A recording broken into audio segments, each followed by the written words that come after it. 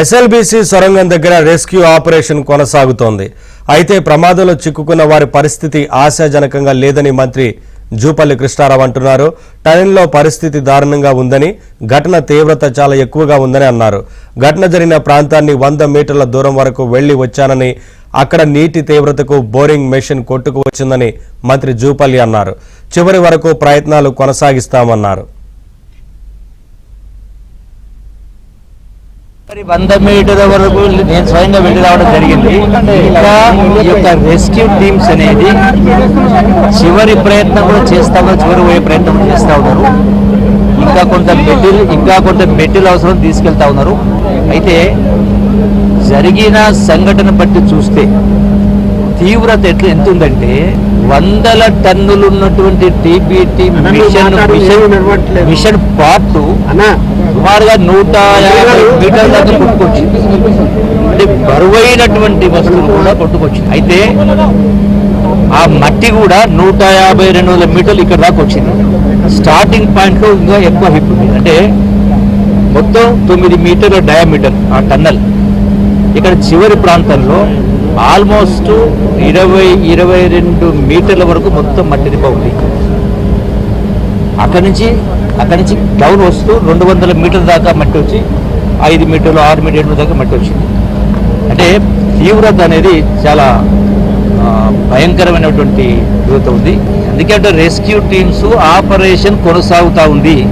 వాళ్ళకి అవసరమైనటువంటి ఇంకా కొంత సరంజామా పంపించే ఏర్పాటు చేస్తూ ఉన్నాము. So it takes some more time. అన్ని రకాల ప్రయత్నాలు చేస్తూ ఉన్నాం. రోజులేం పట్టదు. సరే రాత్రికా రేపు ఉదయానికో ఏమిటో తెలుస్తుంది.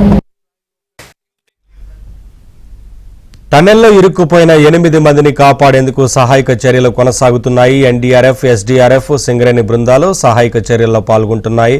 ఆర్మీ కూడా రంగంలోకి దిగింది. సహాయక చర్యల్లో 301 మంది సిబ్బంది పాల్గొంటున్నారు.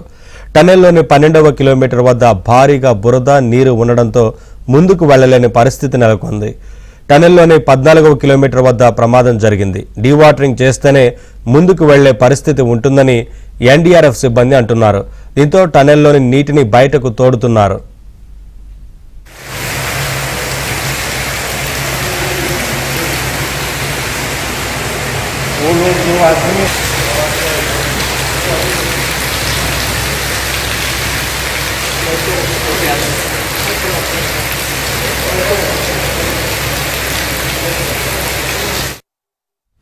నిన్న టన్నెల్ బోరింగ్ మెషిన్తో సొరంగం తవ్వుతుండగా పైకప్పు కూలింది. టన్నెల్లో రాళ్లు, మట్టి పడడంతో పాటు పెచ్చులు ఊడిపడ్డాయి.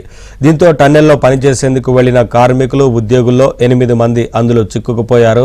వారిని కాపాడేందుకు సహాయక చర్యలు కొనసాగుతున్నాయి.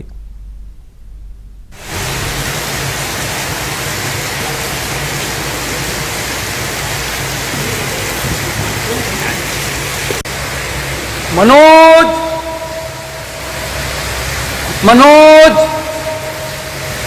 శ్రీనివాస్. ఎస్ఎల్బీసీ టన్నెల్ ప్రమాదంలో చిక్కుకున్న వారికి ఆక్సిజన్ అందుతుందా లేదా అన్న సందేహాలు వ్యక్తమవుతున్నాయి. సముద్ర మట్టానికి 834 అడుగుల దిగువన టన్నెల్ పనులు జరుగుతున్నాయి. అయితే నిన్న జరిగిన ప్రమాదంలో టన్నెల్ లోపలికి వెళ్లిన ఇంజనీర్లు, సిబ్బందికి ఆక్సిజన్ సిలిండర్లు లేవు. టన్నెల్ పైభాగం కూలిపోవడంతో వెనుక, ముందు భాగం నుంచి ఆక్సిజన్ అందే అవకాశం లేదు. దీంతో టన్నెల్ బోరింగ్ మెషిన్ ముందు భాగంలో చిక్కుకున్న వారికి ఊపిరి ఆడే పరిస్థితి ఉండదని ఇంజనీరింగ్ నిపుణులు చెబుతున్నారు. రెస్క్యూ టీమ్స్ కూడా సహాయక చర్యలు ప్రారంభించాలంటే ఖచ్చితంగా ఆక్సిజన్ సిలిండర్లతో వెళ్లాల్సిందే. డీవాటరింగ్ ప్రక్రియ, మట్టి దిబ్బలు తొలగించకుండా రెస్క్యూ టీం ముందుకు వెళ్లే పరిస్థితి కూడా లేదు. ఇదంతా ఎప్పటి వరకు కొలిక్కి వస్తుందో చెప్పలేని పరిస్థితి నెలకొంది.